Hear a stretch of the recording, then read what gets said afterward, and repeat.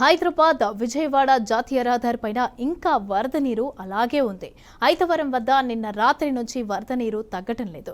ఇక భారీగా వరద నీరు చేరటంతో అందులో 10 కార్లు కొట్టుకొని పోయాయి. ఇక ఉదయం నీరు కొంత తగ్గడంతో 10 కార్లతో పాటుగా ఒక ఆటో కూడా బయటపడింది.